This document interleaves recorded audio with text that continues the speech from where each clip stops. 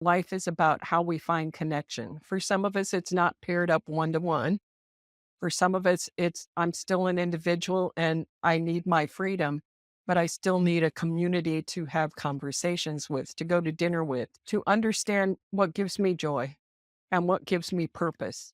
Because I think as we age, we really start to understand we need purpose, not just a title, not just I did this. We need to know that it really served a purpose in life. And that's where people talk about legacy. You really hear a lot about legacy right now. And your legacy may not be family.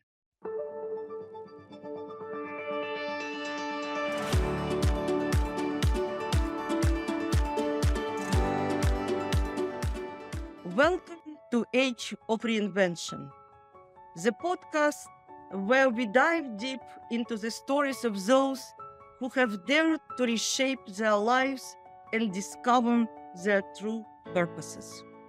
I'm your host, Emily Bron, and today we are joined by a truly inspiring person, Susan Younger. Susan is a multi-talented woman, a skilled architect, a certified massage therapist, and a personal development leader who merges technology with the art of communication. She's here to share her journey of success through simplicity and how you can redefine your life for better alignment, joy, and fulfillment. Susan, thank you so much for joining us today. It's my real pleasure to see you after some time. Your diverse career and dedication to living simply but profound are remarkable. Let's dive right in. Hello. Hi, thank you. So great to be with you today, Emily. Love you. Yes, thank you. And just, I don't know a lot about you, and I hope you will share where you were born. I know that you moved several times across US, but what really excited me, especially today, when I learned just a couple of lines about you.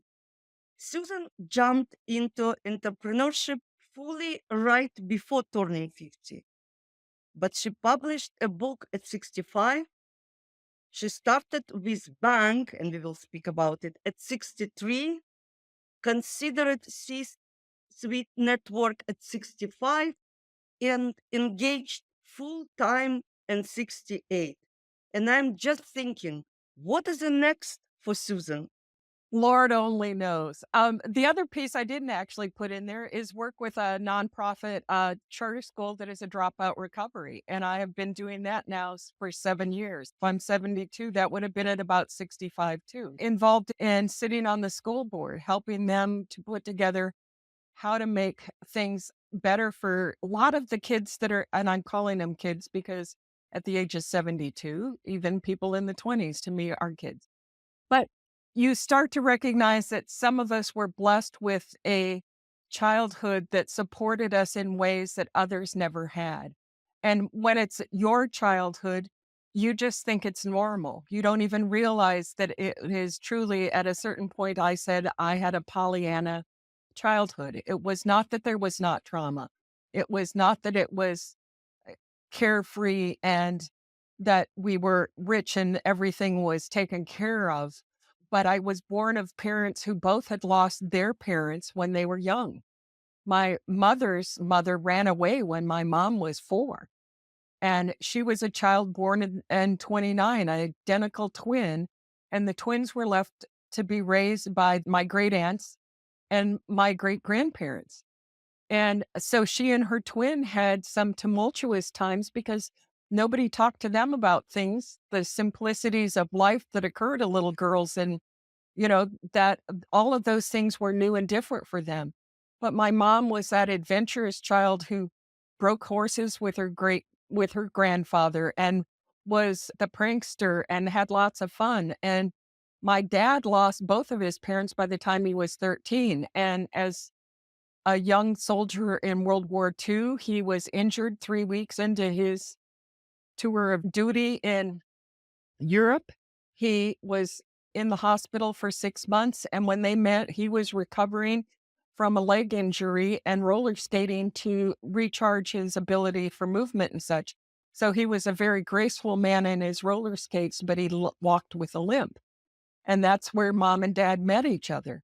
Because of their childhood, they were determined that my brother and I would not have the lack of communication on all the things in life that were going on. They would be very open and honest with us. So I grew up with table conversations over dinner as being the time where you talked about anything. We really had a very open, honest conversation at all points when things were good, when things were bad.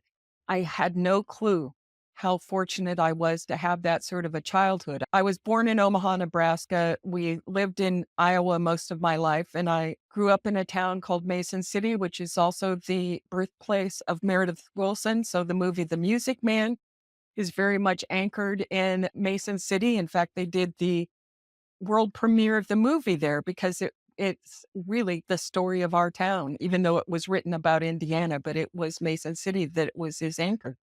So music, playing in the high school band, and from grade school on, I played flute. And I was such a shy child that mom and dad and friends of theirs would talk about the fact that, oh my God, Susie might never even get to college because she's just too shy. She's not going to go. There were these discussions around the fact that I was smart, I was tall, and I was shy. Mom literally said to me in like 6th grade, "You are going to have to reach out to others because you could be mistaken for arrogant. They are not going to come to you. They're going to think that you're stuck up and not willing to engage with them. They're going to look at you as the one that isn't reachable." You Well, I'm sorry, but for me, it seems not like typical American parent narrative. Nobody told them not to say these things. Nobody told them that was the abnormal. It was what for them they had wanted somebody to have had conversations with them about in life. So I was blessed with this very open discussion about what do you want? Not ever being told I couldn't have what I wanted. We moved from Omaha to a small town. My dad was a traveling salesperson for an insurance company. And then we moved to Mason City when I was 5.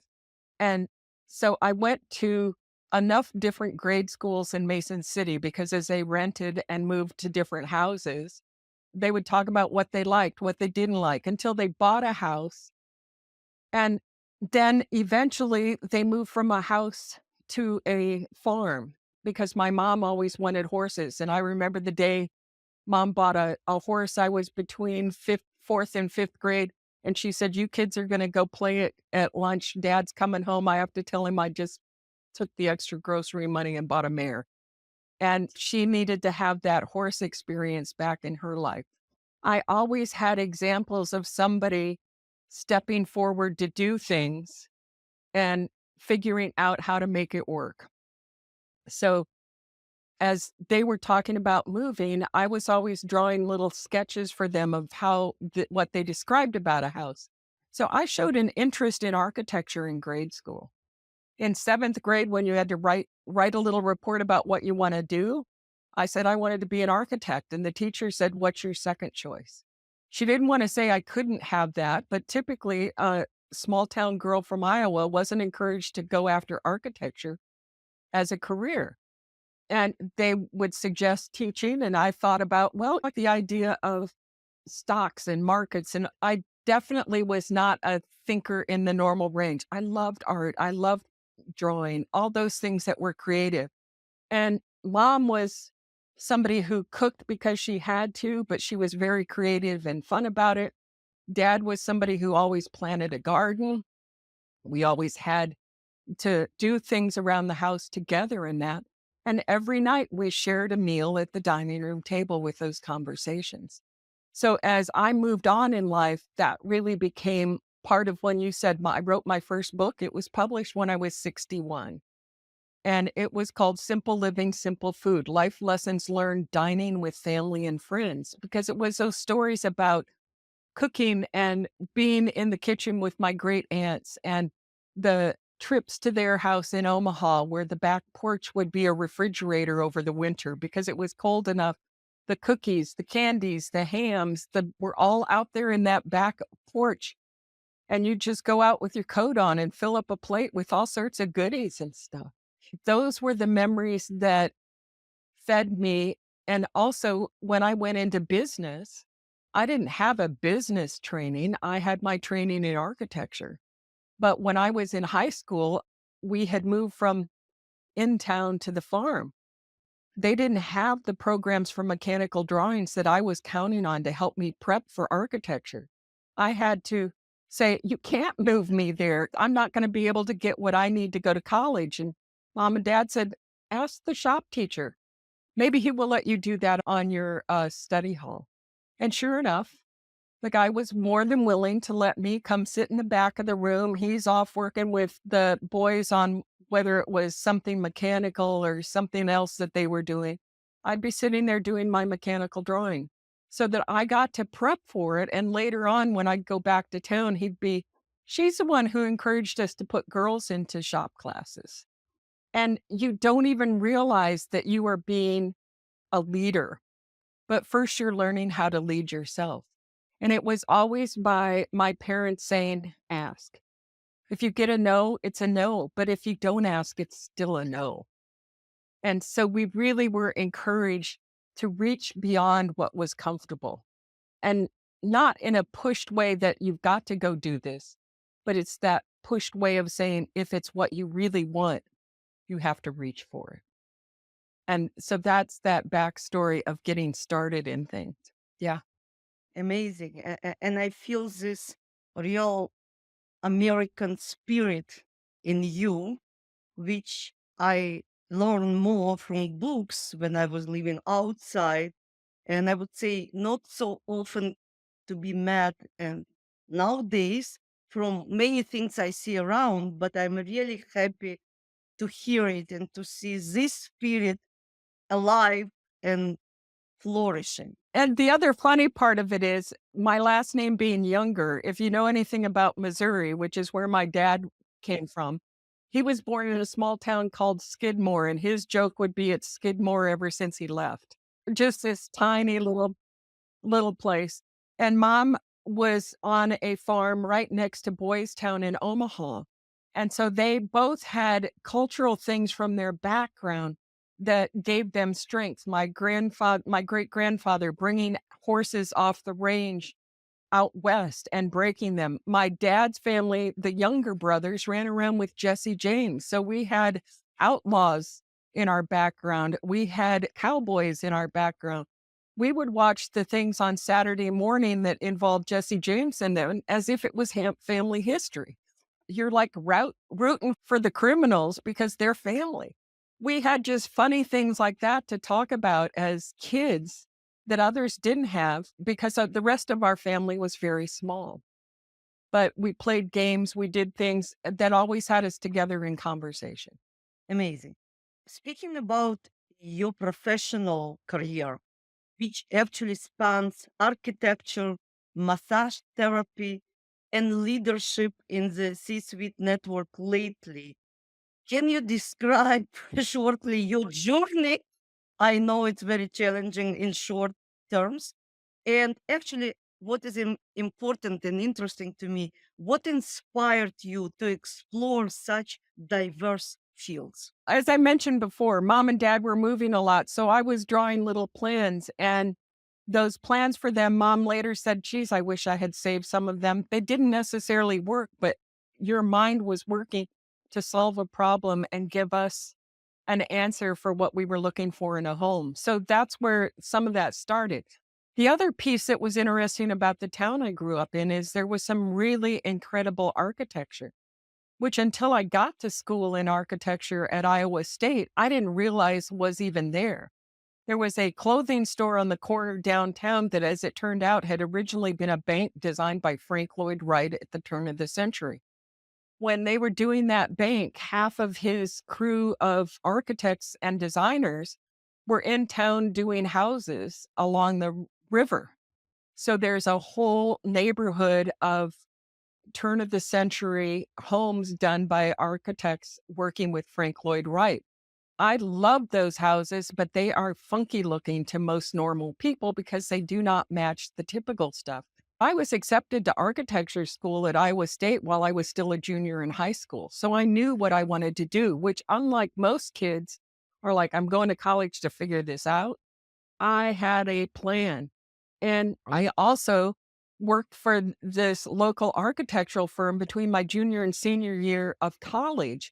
I got that job because, again, mom and dad said, why don't you go talk to them while you're here on your fall break and let them know you want a job next summer? Maybe if you ask early. And sure enough, when they did hire me, I said, why did you choose me? And they said, you were the first one to ask for it.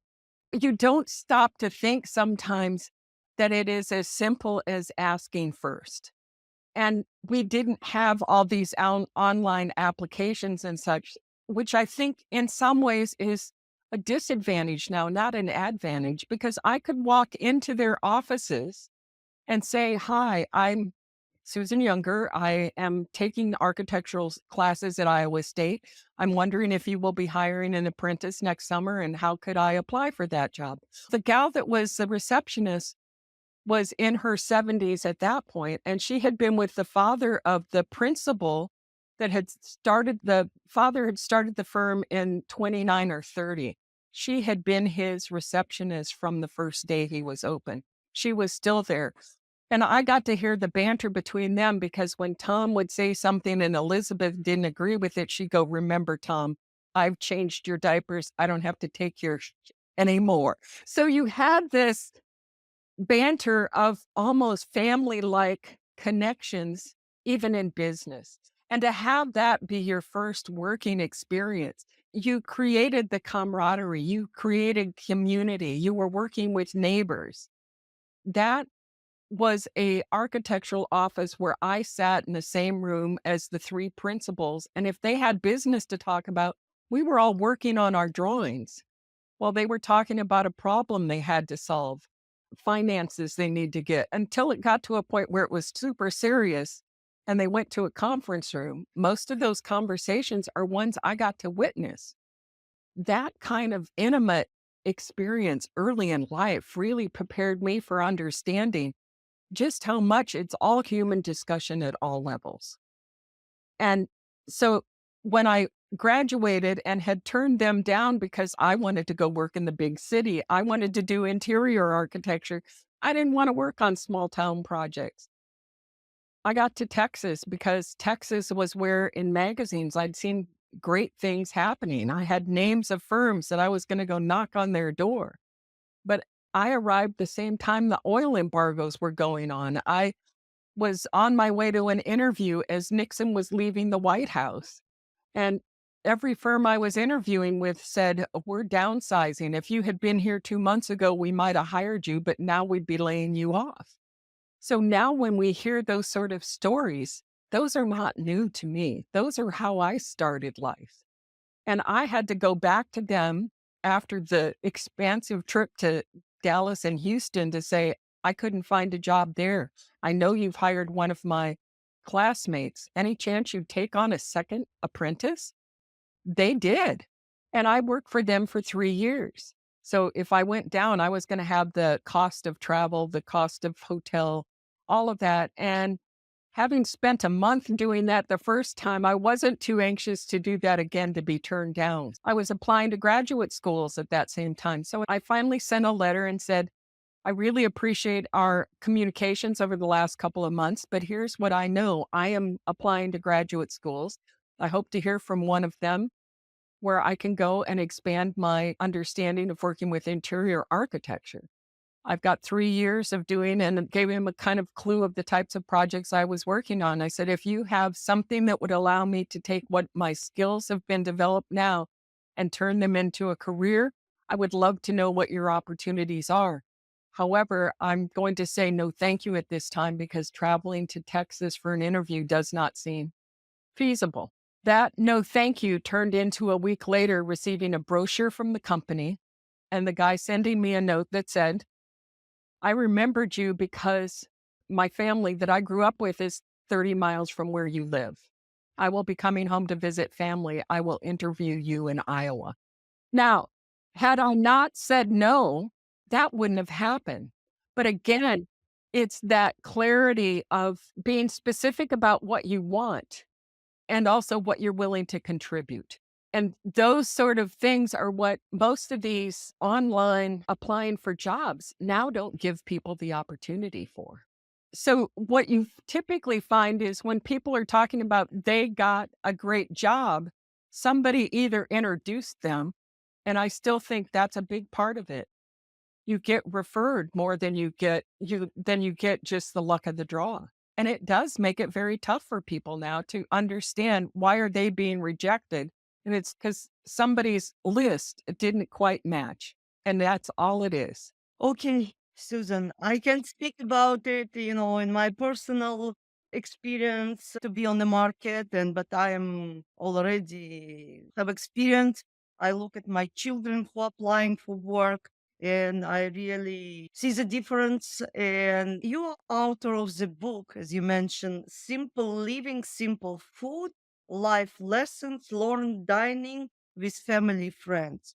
It's long title, but a lot inside it, a lot. It's actually like philosophy. I am intrigued by your advocacy for simple living.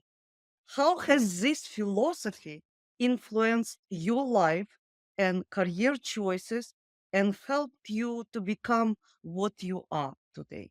Because it was never about being famous. It was never about the big house. It was never about, I'll only be successful when I get X title. None of those things mattered. It was about how my daily life supported me and how my daily work supported what I felt was important in life. And again, I was blessed to have family and friends that helped me to have those discussions about things. And like I said, those were around the dining room table or picking food out of the garden and sitting on the step, cleaning the beans and having a discussion about things in life.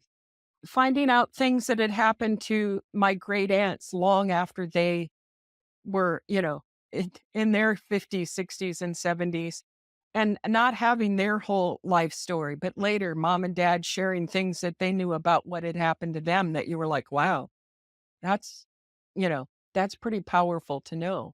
But living with a multi generational family, we almost always had one of the great aunts either coming to visit us or eventually living with us. And when one of them had cancer and ended up in the care center, she had lost her arm. She'd lost her breast years prior, lost her arm, moved into the care center. Her apartment in the care center was a few blocks from my apartment when I was working for the architectural firm. I could go over and Clara and I could go shopping together. You have those conversations that help support you and make you recognize what is it going to be that's important to me later on? Will I remember that big job or will I remember the connections I've made in life? And for me, when we talk about bank code and you've got the four cards of blueprint, action, nurturing, and knowledge, nurturing is first. So for me, it's those life connections that are powerful to know. And you start to understand the difference in the values of how we put things together.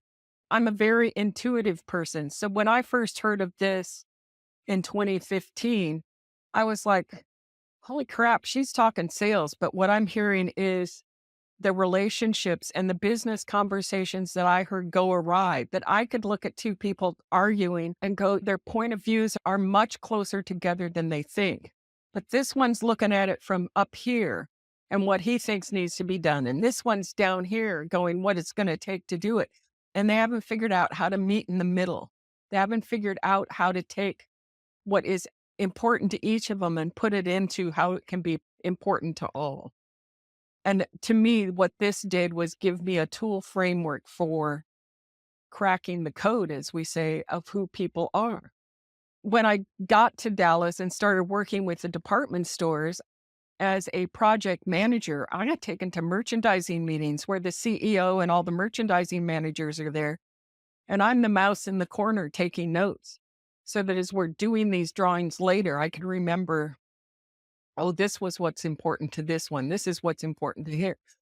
But I could also see that these guys who had CEO of such and such was really just, there were times you would look at him and go, God, he's just scared as hell that this could go wrong or indifferent. And these guys are arguing about stuff, and you start to see how human they are. And when you look at them as human beings instead of titles, you start to understand why there are discussions at times in business that are extremely difficult. But I could unpack those things intuitively. But when people would say, how do you do that? I'd go, I don't know how you don't. Because it was so intuitive to me to understand people that I can speak to them from where I saw them to be in that moment. This tool allowed me to share with somebody else how I saw that. And that's why at the age of almost 65, I'm like going, shoot, I had no intention of adding another bag of tricks to my tool belt. And I had friends saying, you're doing massage and you're doing architecture. You should be coaching and mentoring. And I'm like going, nah. Oh, we will get to this. We will get to this. So, well, actually, my next question, I was looking forward to hear you speaking. You have this unique combination of expertise in both structural design and body work, architecture and massage therapy. How do you see the relationship between architecture and massage therapy, and how this combination of skills and experiences benefited your clients? Two things. Number one, architecture for me is creating the space you work in. It's a framework. Body work is working on the structure you live in physically as a human being. So I could see the parallels between looking at a building and going, does the air circulation work? Does the framework support the structure? Is the space comfortable to move through? In body work, are your muscles flexing so that they move right? Is your spine supporting you? Are your legs underneath you as a foundation? Can you stand on those feet? I could see those parallels of structure and systems. And again, it's that intuitive feeling for me at times that I could understand as I went through training and added in not just a basic massage, but myofascial and structural integration. Tom Myers and his anatomy trains. You've got muscle and fascial lines that go from the bottom of the feet up and over your head. There's a front line, a back line, a vertical, a diagonal. And I'd, for years traveling, again, before there were laptops we carried around, I'd carry around drawings and piles of paper in a briefcase and haul a suitcase. And so I'd have a bag hanging over this shoulder, a bag behind me pulling and leading with my left foot. And when they did the diagonal line on me, I'm like, holy crap, all of a sudden I feel that from the knee to the shoulder, letting go and opening up. You just sense all those connections. My mom was an identical twin born in 29. She didn't have enough calcium in her body. She and her twin both had all their teeth pulled by the time they were 18, wearing false teeth. I'm the kid standing on this toilet looking in the mirror trying to pull my teeth out because mom took her teeth out. Why can't I take my teeth out? You know, those sort of things that affected her meant riding horses, being thrown off them. She had back surgery by the time she was 19. When I was in first grade, she was in for another round of back surgery. They told her she shouldn't ride horses. I'll be danged, I am going to ride horses because that's what makes me feel good. We had traction set up on the door for her to lengthen out her spine. So the structure of the body was something I was seeing as much aligned in life as I was in architecture. And I read, I think it was either Mademoiselle Cosmopolitan Vogue, something like that, had a reflexology article, like a single page thing, but it showed the feet and it showed the parts of the body and it showed where the spine was. And mom was sitting on the sofa and I sat down on the ground underneath her and I took her foot and I said, what do you feel? And she's, what the heck are you doing to my back? And that was while I was in college. And you start to notice that there are things you like in life, things that you feel are important, but they're not what you can drive a business on. And, going to school and getting architecture as my background and stuff, I had a job where I was in New York half the time doing private label shops for Macy's at that point. And I'd been looking for a way to add massage in as a side thing because retail was going through so many takeovers. My position in Phoenix had been relocated to the corporate offices in LA. 10 months later, I was laid off. My husband and I moved back to Phoenix. I was cashiering in a grocery store looking for freelance work. The old CFO from my department store years was now CFO for a furniture company in Albuquerque. We're doing renovations, store planning, visual presentation. I'm putting your name in to be director of store planning and visual. I did that for a year there. But all those things, 5 moves, Phoenix, LA, Phoenix, Albuquerque, and you're like going, this ain't going to last. And I ended up back in Dallas. So you were through 5 locations in less than 3 to 4 years. You start going, I need to find something else that I can do that doesn't mean that I can be replaced. And massage to me was one of those things that I thought I could be drawing during the day and doing massage appointments at night and weekends. And I may not be making a salary that matches what a corporate pay is, but is it enough to sustain me? And in 2001, Labor Day weekend before 9/11, I'm sitting on the dock with friends who had a houseboat and they bought a 1950 something wood hold house, actually cabin cruiser. And we were in the boathouse and life was not going well. The small firm that I was working with was not doing well. And I had my massage license, but it was like, okay, what would it take for me to be truly independent? I sat down and laid out what I owed, what I was doing rent wise. I cashed out what little bit of a pension I had at the time because not really a pension, but the 401, because the company had gone through bankruptcy. So what had been put in years ago had been knocked down to almost nothing and hadn't really recouped. But I knew if I took that money out, I could pay the rent for September through December. And these guys happened to be my landlord at the same time. And so I said, are you willing to wait until I get that money? I won't pay you September on time, but I will pay you September through December all at once. That gave me enough of a cushion to know I had a roof over my head for 4 to 5 months. And what I figured out is doing massage and doing architecture, if I could find some little bits, I could sustain myself on $100 a day. It was gonna be peanut butter sandwiches, whatever. It was gonna be minimal, but I could create a life. I could, on a Saturday night, say to friends in the neighborhood, "Drop by my house if you got a bag of chips, you got pimento cheese on celery, you got a loaf of bread, you got crackers, whatever you got, we're just gonna potluck a party, BYOB, or there's water and tea at my house." It was very much a stop on your way to the clubs because some of these it was a neighborhood that was highly located near the gay neighborhood, and so a lot of these were guys that would stop by and then they'd go out to the clubs, or they were people that walked their dogs that we knew.